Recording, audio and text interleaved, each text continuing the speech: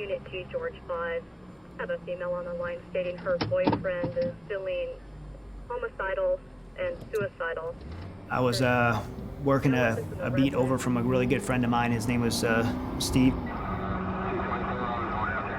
And I heard his voice come over the radio, and I knew something was wrong in his voice just because of the panic. And so I just started speeding there. And when I get to the house where Steve was, I remember pulling up, and there was about 30 people outside of the house.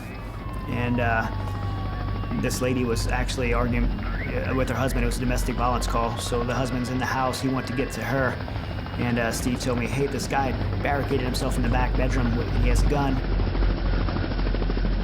I remember looking across the living room. There's family pictures on the walls and there's toys on the floor. And I could hear his wife and kids just screaming for their husband and for their dad. And he came around the corner. I just started yelling at him, put down his gun. He's telling me to put down my gun. I stepped towards him and I grabbed the barrel of his rifle and I pushed it away from me and I kicked him in the groin. When I kicked him the second time, he grabbed my hand. So we were like fighting over these two guns, and I realized that at that point that I had to save myself and my partner. I shot 6 times, pow, pow, pow, pow. And my partner shot over me, and we shot 12 times and we hit him 11 times. And he turned away from me and fell on his knees, and he looked back at me and he said, just said, "You killed me." I could just hear his wife just screaming. I had just blood everywhere on me and I feel like I couldn't get it off of me. I just wanted someone to tell me, that it was okay, because I just killed this guy in front of his family, and it was something I never thought I would have a hard time with, but I did. And my wife, I woke her up and told her what happened, and she just rolled over and went back to sleep. She just is so naive to it, and she thinks that that's what policemen do, maybe go out and just shoot people, shoot bad guys. And so to her, it was another day at work. To me, I really wanted, I wanted her to be able to be there to comfort me, and I felt very rejected.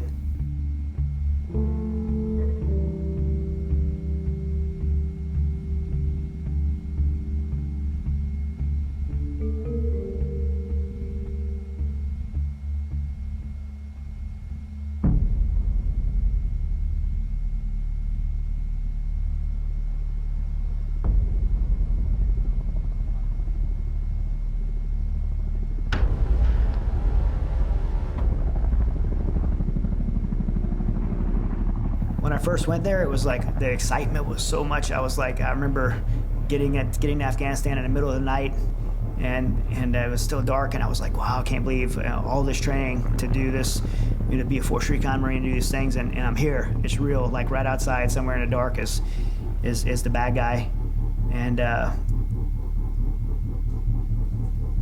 then you go out and you see it. And you see the evil. You see what a man could do to another man. What hatred could do to a culture. What these hateful people could do to children and women, and for their own selfishness. It's just something that's, you can't make sense of it. You can't process it. And it wears on you. And somewhere between when you get there to do something noble and when you leave, you become that person yourself.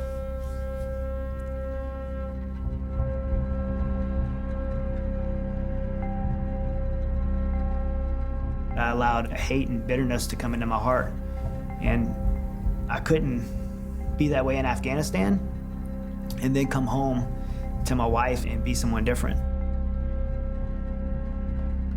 My wife would be crying because I'm just like breaking her heart and telling her mean things, and I'm thinking, why don't I feel bad?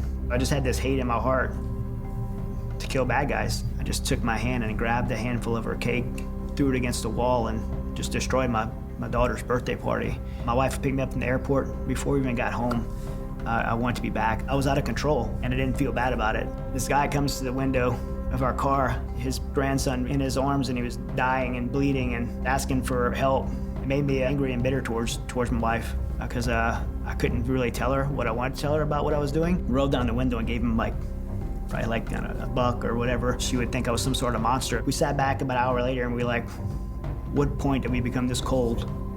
I didn't just isolate myself from them. I literally built a wall between me and my family to maybe protect them from me.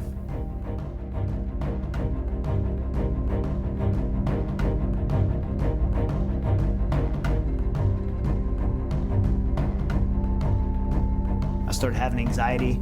I didn't know what it was at first.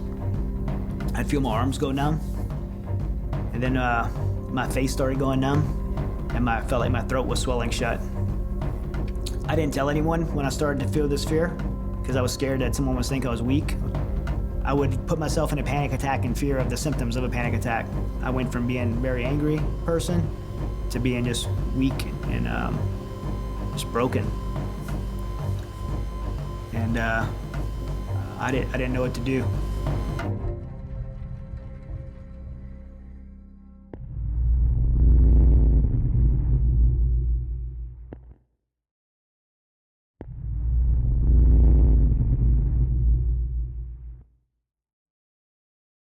I was just more, it just really stung my pride because one day I'm like this golden boy in this Joint Special Operations Task Force, and the next day I'm not allowed to play in the game anymore. My wife kept trying to get me to do something physical, so she really encouraged me to do jiu-jitsu. I had done wrestling and jiu-jitsu since I was 5 years old, so I tried it. Something happened when I first got on those wrestling mats for that first time. I couldn't think about Afghanistan. If I was thinking about Afghanistan, my buddy would choke me. So I had to be paying attention, and I felt like I had found the cure. I would spend 10, 12 hours a day on those wrestling mats, and we opened up a martial arts school that had 1,000 students in it. And I started fighting again professionally, and I was undefeated. I surrounded myself with people that would tell me anything I wanted to hear. I was fighting on Strikeforce on Showtime and Bellator, and no one that would tell me what I needed to hear. Ranked #1 flyweight in the U.S. I had 18 submissions, a lot of women and temptations. Without that accountability and without ever dealing with the issues that I had from Afghanistan, and just using those wrestling mats as some kind of temporary fix, my wife and I just continued to drift apart.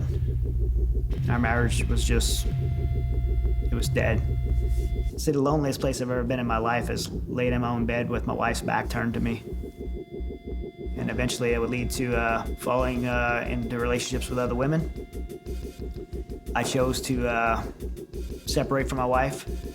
We sold our home, sat our children down, and tried to justify if we were separated that somehow life would be better for them. My children were just devastated when we told them that. And they just begged us not to. But I chose to do it anyway.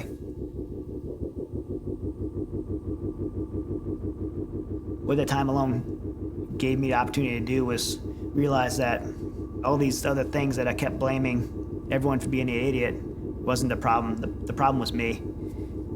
And when I realized that, I decided that the best thing to do would be to separate myself from them permanently, because I was the one causing the damage. And I became very suicidal. I would sit in my closet for a period of about 2 weeks, probably every day, with my pistol. And I'd try to talk myself into taking my life and pulling the trigger.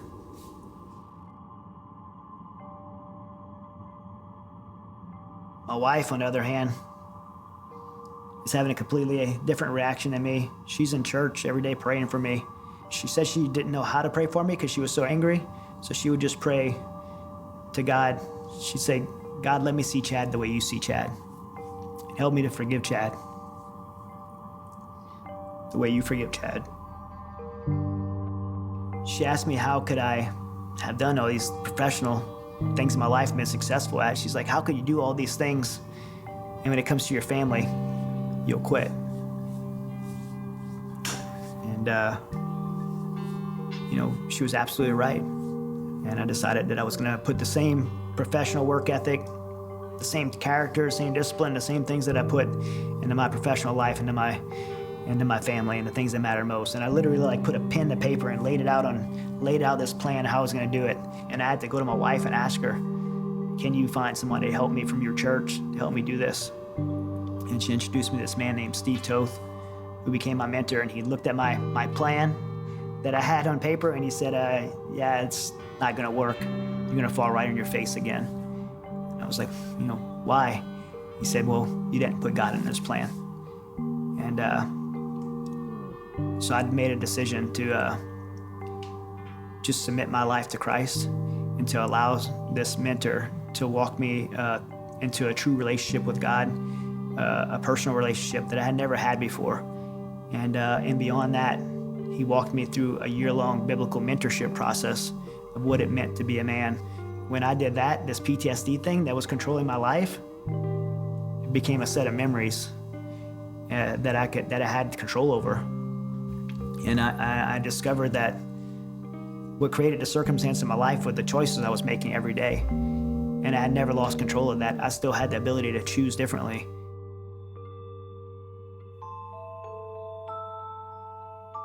My wife had fought for me when I was weak, and now it's my turn to fight for her. No matter what it took, I was gonna allow her to be hurt. I told her that if I have to sleep on your back porch, then I will. One morning, I was just sitting down and praying that God would let me feel again because my wife was hurting and I wanted to know what it felt like. I wanted to have compassion for her. And I just prayed and prayed and prayed, and it was like it was all at one moment. I just was overwhelmed with emotion and I just cried. 2 hours just crying and processing everything I had done. And I really, at that moment, I really understood what the scripture that I'd heard before was when God would turn my heart of stone into a heart of flesh and I could feel again. I've always been a fighter. My kids embraced me moving back into our home, but now I get to fight for the most important things in my life. Slowly and slowly, God had brought a restoration into our marriage. When nothing else worked for PTSD, when no counselor worked, when those pills worked, simply aligning my life with the life that God intended worked for me. And we were able to utilize that same process of aligning our marriage with God's word to heal our marriage. And we wanted to share with, particularly with all of the veterans who had PTSD and these 23 veterans a day that were killing themselves and the 80+% divorces that are happening in marriages in the military. We want to share it with everyone. And so we just felt that somebody needed to do something about it, and why not us?